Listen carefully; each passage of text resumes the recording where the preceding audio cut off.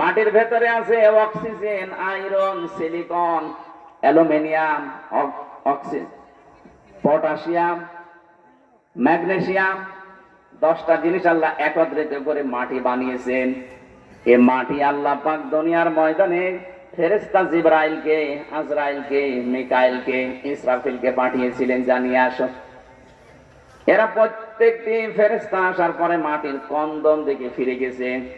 হযরতে আজরাইল শেষ পর্যন্ত এমন খাবার দিয়েছে যে না, আল্লাহর হুকুম, আমাকে মানাই লাগবে। তাফসীরে ফি জিলালিল কোরআন মুফাসসির লিখেছেন, হযরতে আজরাইলের ওই এক খামসা মাটিতে ছিল 40 মণ। মানে আল্লাহর কাছে নিয়ে বললেন, কি করব এটা? আদম বানাও। 70,000 ফেরেশতা লাগিয়েছিলেন আমাদের এই দেহ বানাতে, তার মানে আমাদের বাবার দেহ হযরতে আদমের 120 হাত লম্বা খালি দেহ বানিয়ে রেখেছেন। আল্লাহ রাব্বুল আলামিন বলেন, আমি ফেরেশতাদের দিয়ে পুরা দেহটা বানিয়েছি।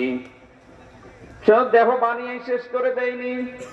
ওয়ালাকাদ খালাকনাকুম সুম্মা সাওয়ারনাকুম সুম্মা কুলনা লিল মালাইকাতি ইসজুদু লিআদামা ফাসাজাদু ইল্লা ইবলিস।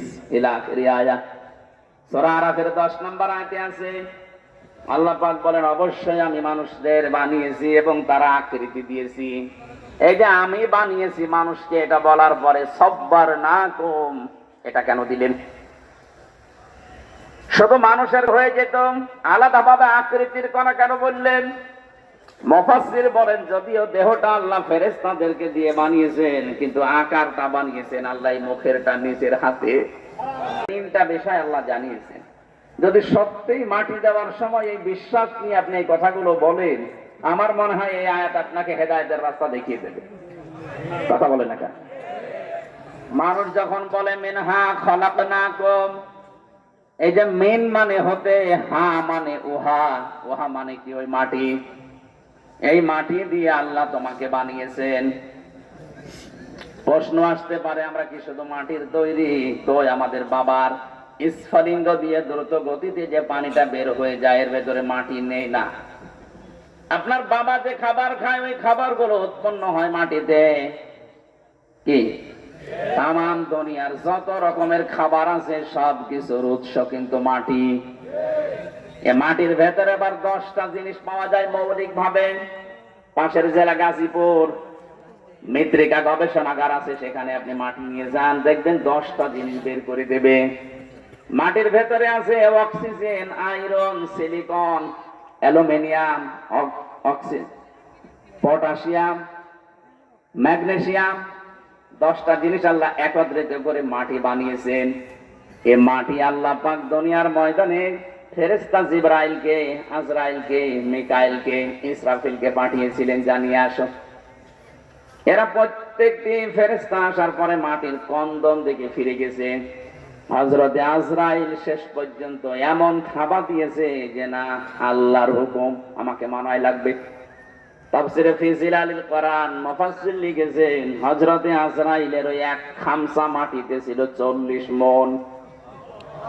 মানে আল্লাহর কাছে নিয়ে বললেন, কি করব এটা? আদম বানাও। 70,000 ফেরেশতা লাগিয়েছিলেন আমাদের এই দেহ বানাতে, তার মানে আমাদের বাবার দেহ হযরতে আদমের 120 হাত লম্বা খালি দেহ বানিয়ে রেখেছেন। আল্লাহ রাব্বুল আলামিন বলেন, আমি ফেরেশতাদের দিয়ে পুরা দেহটা বানিয়েছি। সব দেহ বানিয়ে শেষ করে দেইনি। ওয়ালাকাদ খালাকনাকুম সুম্মা সাওয়ারনাকুম সুম্মা কুলনা লিল মালাইকাতি ইসজুদু লিআদামা ফাসাজাদু ইল্লা ইবলিস। ইলা আখির আয়াত। সূরা আরাফের 10 নম্বর আয়াতে আছে, আল্লাহ পাক বলেন, অবশ্যই আমি মানুষদের বানিয়েছি এবং তারা আকৃতি দিয়েছি। এই যে আমি বানিয়েছি মানুষকে, এটা বলার পরে সাব্বারনাকুম, এটা কেন দিলেন? শুধু মানুষের হয়ে যেত, আলাদাভাবে আকৃতির কথা কেন বললেন? মুফাসসির বলেন যদিও দেহটা আল্লাহ ফেরেশতাদেরকে দিয়ে বানিয়েছেন, কিন্তু আকারটা বানিয়েছেন আল্লাহ মুখেরটা নিজের হাতে। এই আকৃতিটা পৃথিবীর কাউকে, ফেরেশতাদের কাউকে আল্লাহ দেয়নি, শুধু নিজের হাতে সুন্দর করে তিনি সাজিয়েছেন। আর এত সুন্দর করে চেহারাটা বানিয়েছেন, সব সৃষ্টির তুলনায় মানুষের চেহারা সুন্দর। লাকাদ খালাকনাল ইনসানা ফি আহসানি তাকওয়িম। অবশ্যই আমি মানুষকে সব চাইতে সুন্দর আকৃতি দিয়েছি, এত সুন্দর করে মানুষকে বানিয়েছি। এই যে আকারের দিকে তাকান, বিজ্ঞান প্রমাণ করতে আয়াতটা নিয়ে সব্বার না কম, তোমাদের আকার আল্লাহ বানিয়েছেন। এই আকারের ভেতরে 5টা জিনিস আছে। এই 5টার ভেতরে 3টি ইন্দ্রিয় শক্তি কাজে লাগানোর জন্য আল্লাহ আমাদেরকে দিয়েছেন, বিশেষ করে কর্ণ, চক্ষু এবং এই বাক শক্তি, যেটা কথা বলি। মানুষের বিবেক থাকলে মানুষ উল্টা পাল্টা কথা বলতে পারে না। সূরা আরাফে পাবেন এই তথ্যটা, 179 নম্বর আয়াতের প্রথম অংশে আছে, ওয়ালাকাদ যারানা লিজাহান্নামা কাসীরাম মিনাল জিন্নি ওয়াল ইনস। অবশ্যই আমি অধিকাংশ মানুষ আর জিন জাহান্নামে দেব, এই জন্যই বানিয়েছি। এই একটু খেয়াল করবেন, শব্দটা শুরু করার আগে আল্লাহ গ্যারান্টি দিচ্ছেন, এটা সুপারলেটিভ ডিগ্রি বলে। ওয়ালাকাদ খালাকনা, ওয়ালাকাদ যারানা, অবশ্যই আমি আল্লাহ বানিয়েছি লিজাহান্নামা, জাহান্নামের জন্য, কাসীরাম মিনাল জিন্নি ওয়াল ইনস, অধিকাংশ মানুষ আর জিন জাহান্নামে দেব, এই জন্য বানিয়েছি। প্রশ্ন আসতে পারে, আল্লাহ যখন কাসীরা দিলেন যে অধিকাংশ জিন আর মানুষ জাহান্নামে দেবে, তাহলে আমাদের আর কোনো দোষ নেই নাকি? এই আয়াতের পরবর্তীতে আল্লাহ 3টি ইন্দ্রিয় শক্তির কথা দিয়েছেন, যেটা আমাদের এই চেহারার ভেতরে আছে। এই যে বাক শক্তি, যেটা দিয়ে বিবেকের তাড়নায় কথা বলা হয়। বিজ্ঞান আমাদের এই কথা বলা শব্দটা নিয়ে সূরা রহমানের 4 নম্বর আয়াতে আছে, খালাকাল ইনসানা আল্লামাহুল বায়ান। আমি মানুষ বানিয়েছি আর তাকে কথা বলা শিখিয়েছি। এটা নিয়ে বিজ্ঞানে গবেষণা চালিয়েছে যে মানুষ কথা বলে কি করে, দেখি তো। এই যে কয়েক ইঞ্চি জায়গা গলার ভেতরে, এখানে 27টা স্তর আছে। এতটুকু জায়গায় 27টা স্তর পার করার পরে ধাক্কা লাগার পরে একটা কথা তৈরি হয়। আপনি তো মনে করছেন আপনি টের পাচ্ছেন, এই কথা বলার শক্তি পৃথিবীর কেউ আপনাকে দেয়নি। যারা এই 15.5 বছর কথা বন্ধ করে রেখেছিল তারাও দেয়নি। ডাইরেক্ট ইনডাইরেক্ট ভাবে দেশে আমরা শুধু 14 দলের লোক বাদ দিয়ে বাকি সবাই ছিলাম কথা বন্ধ অবস্থায়। কথা যা বলতাম ওটা কথা না। আমাদের বাক শক্তির উপরে একটা অনিয়ন্ত্রিত, একটা গোপন ভাবে আইন জারি করা ছিল, আমরা কথা বলতে পারতাম না। আমি এর ব্যাখ্যা পড়েছি তাফসিরে আর হাদিসে। নবীজি জানিয়েছেন কথা কিভাবে বলো জানো? প্রত্যেকটি স্তরে একটা করে ফেরেশতা বসে আছে। এর কাছে, এর কাছে, ওর কাছে, এভাবে 27টা জায়গা ভাগ ভাগ করে আসে। শেষ নাম্বার ফেরেশতা কথাটা যেভাবে তৈরি হওয়া দরকার ওইভাবে তৈরি করে ছেড়ে দেয়। একজন ফেরেশতা যদি দায়িত্ব অবহেলা করে, আপনি কিয়ামত পর্যন্ত কথা বলতে পারবেন না, শুধু গা গু করবেন। কত বড় নিয়ামত পেয়েছেন আপনি, টের পেলেন? আল্লাহ পাক বলেন, এই যে যোগ্যতা দিলাম তোমাকে, এই যোগ্যতাটা যারা দুনিয়ায় কাজে লাগায় না, বিবেক যাদের দিয়েছি, হৃদয় দিয়েছি, যে মানুষগুলো অনুধাবন করতে পারে, কিন্তু এই মানুষগুলো অনুধাবন করার শক্তি থাকার পরেও করে না। এটা সারা বিশ্বে এখন তাকান, মানবতা বিপন্ন হয়ে যাচ্ছে, অথচ মোড়ল সারা দুনিয়ায়। দুনিয়া যারা চাষ করে তাদের মুখে কথা নেই। এই মানুষগুলো মানবতার পক্ষে শুনি কথা বলেন, মানবতার ধ্বজাধারীরা। এই শব্দটাকে পুঁজি করে বাংলাদেশে মানবতা, এই শব্দটাকে কাজে লাগিয়ে ওরা এখন একটা অফিস করতে চাচ্ছে ঢাকায়, সমকামিতার। এই কথা বলছেন, এটা একটা হারাম কাজ। আল্লাহর পুরা সৃষ্টিকে ওরা পাল্টিয়ে ফেলেছে।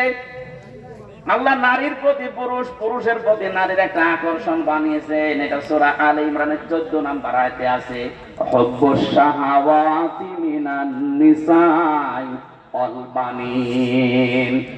আল্লাহ বলেন পৃথিবীতে যত আকর্ষণীয় বস্তু আছে, লোভনীয়তার ভেতরে 1 নাম্বার মানুষের জন্য আমি তৈরি করে দিয়েছি মেয়েদেরকে।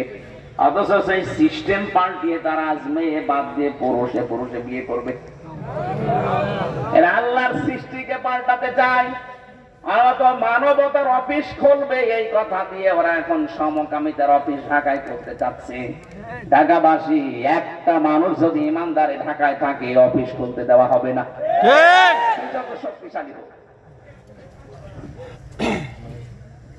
এই কাজ করে লূত নবীর স্ত্রী, এই কাজ করে লূত নবীর সাথী ডেড সিতে পরিণত হয়েছে মৃত সাগর। এখনো পর্যন্ত সাগরে কিছু বাঁচে না। আপনি জর্ডানে যেয়ে দেখেন ওই সাগর এখনো আছে। বাংলাদেশকে অনেকে জর্ডান বানানোর জন্য গোপন ষড়যন্ত্র করছে। এখন বলেন এসব আপনার বলার দরকার নেই, আপনি মাটির নিচের ওয়াজ করেন। আরে ভাই, এমন অবস্থার সামনে 2 তলা নৌকা, কয় তলা? আমরা উপর তলায় আছি, নিচ তলায় আছে ওনারা। বারবার উপরে পানি নিতে আসছে। এখন যদি বলে ঝামেলা করেন কেন, নিচেই তো পানি আছে, একটু ফুটো করে দিলেই তো হয়। ওরা যদি বলে ঠিক আছে, আপনাদের ডিস্টার্ব হয়, আর জীবনে আসবো না। পানি তো হাতের কাছে আছে, একটা তক্তা শুধু খুলে নেব। এই কথা বলে যদি ওরা খুলতে চায়, উপরে আমরা যারা আল্লাহর ওলি বসে আছি যদি বলি লা ইলাহা ইল্লা আনতা সুবহানাকা ইন্নী কুনতু মিনাজ জালিমিন, পানি ওটা বন্ধ হবে? আরো জোরে বলেন। আপনি জাহান্নামে যাবেন, পানিতে ডুবে মরবেন, আমার অসুবিধা ছিল না। আপনার এই দুনিয়ায় তো এখন আমি আছি। আপনাকে বাধা না দিলে যে গজব আসবে, ওই গজবে আমারও গ্রেফতার হওয়া লাগবে। এই কারণেই তো বলা লাগছে। আশা করছি আবার ইঙ্গিত বুঝেছেন। এই দেশে আল্লাহর নিষিদ্ধ কোন কাজ সে সমকামিতা বলেন আর যেইটাই বলেন। কালকে একজন উপদেষ্টা শপথ নিয়েছে, এই যে ফারুকি, এই লোকটাই সমকামিতা প্রমোট করে।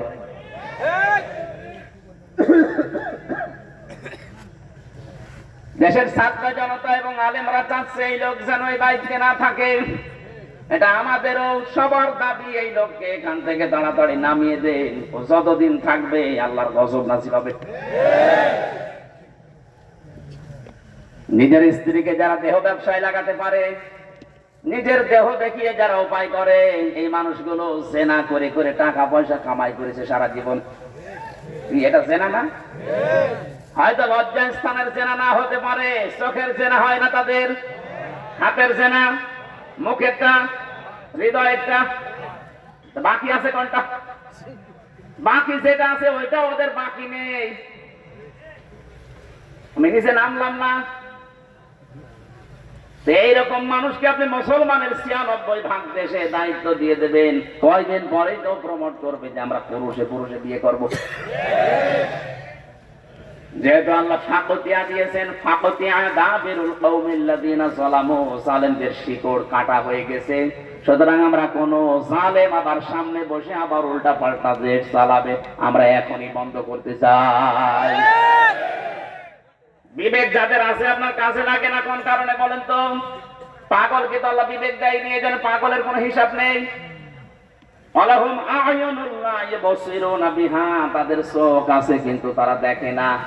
কত কিছু তুমি দেখতে পাও, কোরআনের কথাগুলো দেখতে পাও না। আল্লাহ চোখকে ডাক দিয়ে বলছে, চোখওয়ালা মানুষ কি করো তুমি?